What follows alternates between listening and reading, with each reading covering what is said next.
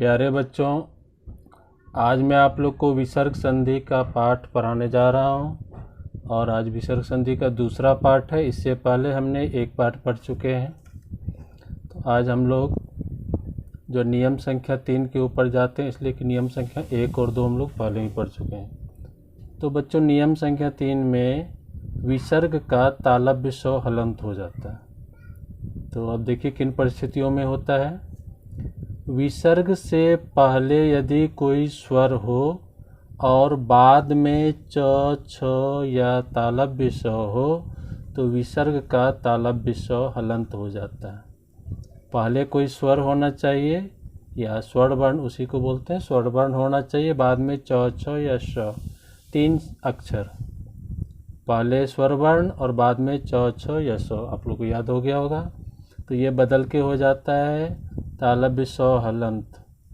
अब इसको हम लोग उदाहरण के द्वारा समझने की कोशिश करते हैं। तो आप लोग के सामने पहला उदाहरण है निह जोड़ चे, निश्चय।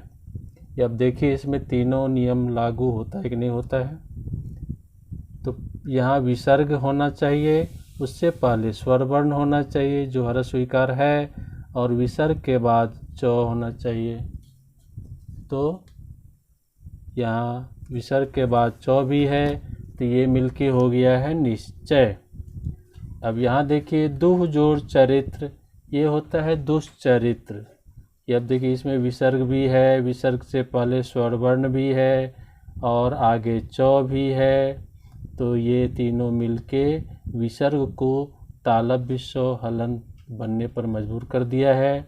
और यहाँ दुष्चरित्र में आप लोग देखते हैं तालव्य स्व आपको आधे रूप में दिख रहा है। देखिए अब तीसरा उदाहरण निह जोड़ चल, ये होता है निश्चल।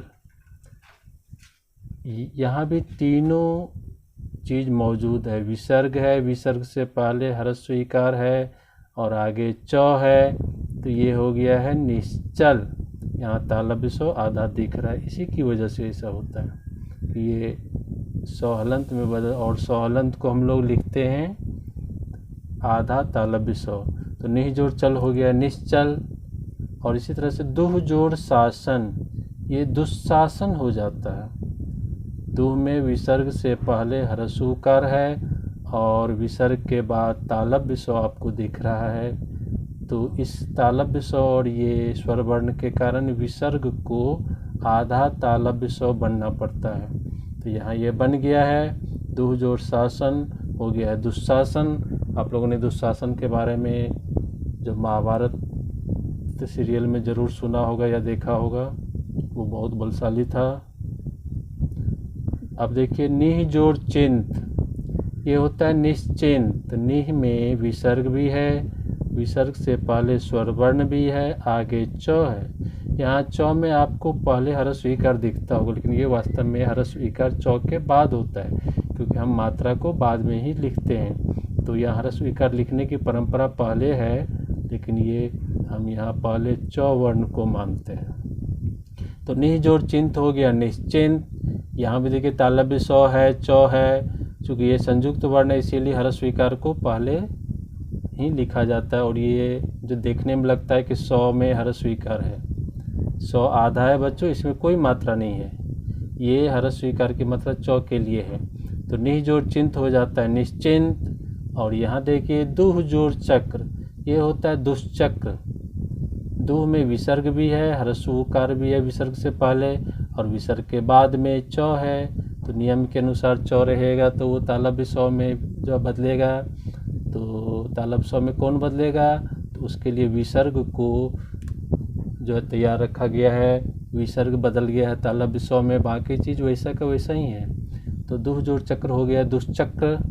और अब देखिए निह जोड़ छल, निह जोड़ छल हो गया निश्चल। यहाँ पर विसर्ग से पहले हर्ष स्वीकार है बच्चों और विसर्ग के बाद छ। तो हमने नियम 3 में देखा है च, छ रहे या तालव्य स्व रहे यहाँ पर, तो वो विसर्ग को तालव्य स्व में बदलने के लिए मजबूर कर देता है। और यहाँ ये विसर्ग बदल गया तालव्य स्व में, जो हमें निश्चल में दिखता है। और यहाँ देखिए हरिह जोड़ चंद्र, ये हरिश्चंद्र हो गया है। हरिह में विसर्ग भी है, विसर्ग से पहले हर्ष स्व इकार की मात्रा है, आगे च है, ये सब मिलके हो गया है हरिश्चंद्र। अब इसके बाद बच्चों आप लोग देखिए नियम 4। नियम 4 में विसर्ग का हो जाता है दंत सौ हलंत।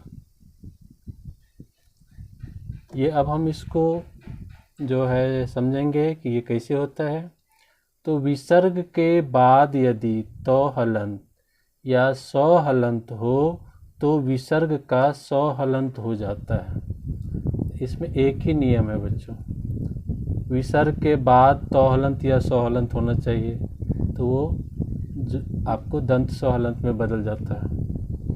विसर्ग से पहले क्या है उससे कोई मतलब नहीं। अब इसको हम लोग उदाहरण के रूप में समझेंगे। दुह जोड़ तर, तो यहाँ दुह में विसर्ग भी दिख रहा है, आगे तो है, तो हमें वर्ण कौन सा लेना चाहिए, तो या सौ। तो है तो ये विसर्ग दंत सौ में बदलेगा, जो यहाँ दुस्तर में बदला हुआ है।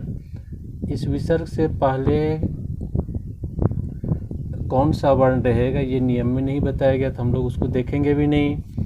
तो हम लोग सिर्फ विसर्ग को देखेंगे, विसर्ग के बाद वाले को देखेंगे, बाद में तो या सौ होना चाहिए। तो है दुह जोड़ तर हो जाता है दुस्तर। और अब यहाँ देखिए दुह जोड़ साहस, ये होता है दुस्साहस। क्यों होता है, क्योंकि विसर्ग के बाद यहाँ दंत सौ है, तो विसर्ग बदल गया है आधा सौ में। तो यहाँ आधा सौ भी है, उसके आगे भी सौ है, तो ये साहस का सौ है, ये विसर्ग का सौ यहाँ आधा है, इसलिए आपको यहाँ दो दो सौ दिख रहा है, एक आधा एक पूरा। तो ये दुह जोड़ साहस बन गया है दुस्साहस। और उसी तरह से निह जोड़ तेज, ये बन गया है निस्तेज। निह में विसर्ग है, आगे तो है, तो बन गया है यहाँ आधा सौ, और ये संपूर्ण शब्द हो गया निस्तेज। और यहाँ दुह जोड़ स है, ये बन गया है दुस्सह। यहाँ विसर्ग, यहाँ दंत स, तो विसर्ग बन गया है आधा दंत स और हो गया है दुस्सह। यहाँ देखिए निह जोड़ तार, ये है निस्तार। तो निह जोड़ तार में विसर्ग भी है, आगे तो है, तो ये निह जोड़ तार हो गया निस्तार। यहाँ दंत सौ आधा दिख रहा होगा, और ये विसर्ग ही यहाँ दंत सौ के आधे रूप में आया हुआ है। अब इसके बाद है निह जोड़ संग, ये होता है निस्संग। निह में विसर्ग है, आगे दंत सौ है, तो ये विसर्ग आधा दंत सौ में बदला हुआ निस्संग में। और अब देखिए मनः जोड़ ताप, होता है मनस्ताप। मनः में विसर्ग है, आगे तो है, तो ये आधा दंत सौ में बदल जाएगा और हो जाएगा मनस्ताप। यहाँ देखिए निह जोड़ संकोच, ये होता है निस्संकोच। निह में विसर्ग है, आगे दंत सौ है, तो विसर्ग का आधा दंत सौ में परिवर्तन होगा और बन जाएगा निस्संकोच। अब देखिए बच्चों, हम लोग नमस्ते जो है किस तरह से संधि में जो है बनाते हैं। यहाँ है नमः जोड़ ते, ये होता है नमस्ते। तो यहाँ विसर्ग है और यहाँ पर है तो इस यहाँ पर तो रहने की वजह से ये विसर्ग दंत सौ में बदल गया है। और ये न म और ये दंत सौ और ये ते, ये जो है जोड़ के हो गया नमस्ते। ये आप भी अपने जो है भाई बंधु को और मित्रों को, बड़े लोगों को नमस्ते करते होंगे। तो आप लोग से कोई पूछे कि नमस्ते में कौन सी संधि है, तो आप लोग बिना सोचे समझे बोल दीजिए विसर्ग संधि है। और ये बनता कैसे है, तो आप लोगों को मैंने बता ही दिया, नमः जोड़ते नमस्ते बनता है। अब आगे देखिए निह जोड़ संतान, ये होता है निस्संतान। ये निस्संतान कैसे होता है कि यहाँ विसर्ग है, यहाँ सौ है, तो विसर्ग का आधा सौ हो गया, निस्संतान हो गया है। तो आपने देखा चौथा नियम कितना आसान है बच्चों।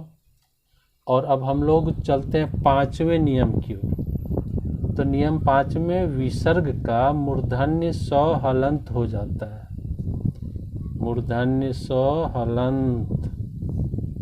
अब ये कैसे होता है, इसकी जो डिटेल देखते हैं। यदि विसर्ग से पहले ई या ऊ हो और विसर्ग के बाद क, ख, ट, ठ, प, फ में से कोई वर्ण हो तो विसर्ग का मूर्धन्य स हलंत हो जाता है। अब इसमें दो चीज़, विसर्ग से पहले भी किसी चीज़ की अनिवार्यता है, छोटी ई या छोटा ऊ वहाँ होना चाहिए। इसको ह्रस्व ई ह्रस्व ई दो ही वर्ण की जो अनिवार्यता है, और विसर्ग के बाद 6 वर्ण होना चाहिए, क, ख, ट, ठ, प, फ, पहले 2 बाद में 6। इस हालत में आपको मूर्धन्य स हलंत हो जाता है। अब इसका भी उदाहरण हम लोग देखते हैं और समझते हैं इसको अच्छी तरह से। दुह जोर कर्म, ये दोनों मिलके होता है दुष्कर्म। ये दोनों मिलके दुष्कर्म कैसे हुआ है, ये विसर्ग से पहले ह्रस्व ऊकार है जो आपको दिख रहा है, और ये विसर्ग के बाद में क है। तो आप लोग जानते हैं क में अ मिला हुआ रहता है, तो ये आधा क हम लोग को जो है मिल जाएगा यहाँ। तो इसीलिए ये तीनों चीज़ यहाँ उपलब्ध है, तो यहाँ मूर्धन्य स आधा हो जाएगा। तो आप लोग दुष्कर्म में देखते हैं आपको मूर्धन्य स आधा है। ये दू के बाद विसर्ग के बदले मूर्धन्य स आधा हुआ है, तो दू और मूर्धन्य स आधा और क और ये जो म ऊपर में रे, ये दुष्कर्म हो गया है। अब इधर देखिए चतुह जोर पाद, ये हो गया है चतुष्पाद। चतुह में विसर्ग भी है, उससे पहले ऊ की मात्रा है और उसके आगे में प है, तो प भी रहने से और यहाँ ऊ रहने से विसर्ग का मूर्धन्य स में परिवर्तन होता है, इसीलिए चतुर्जोर पाद हो गया है चतुष्पाद। अब इधर देखिए निह जोर काम, ये बनता है निष्काम। क्यों बनता है निष्काम बच्चों, आप लोग किसी को भी बता सकते हैं कि निह में विसर्ग के पहले ह्रस्व ईकार है, बाद में क है, तो ये हो गया है मूर्धन्य स। तो मूर्धन्य स में कौन बदला है, विसर्ग। तो निह जोर काम हो गया है निष्काम, और यह निह जोर पाप हो गया निष्पाप। निह में विसर्ग है, पहले ह्रस्व ईकार है, आगे प है, तो ये सब मिलके विसर्ग को मूर्धन्य स बना दिया है और हो गया है निष्पाप। और इसके बाद है निह जोर कपट, ये होता है निष्कपट। यहाँ पर विसर्ग है, पहले ह्रस्व ईकार है, बाद में क है, तो मूर्धन्य स इस विसर्ग का हो ही जाएगा।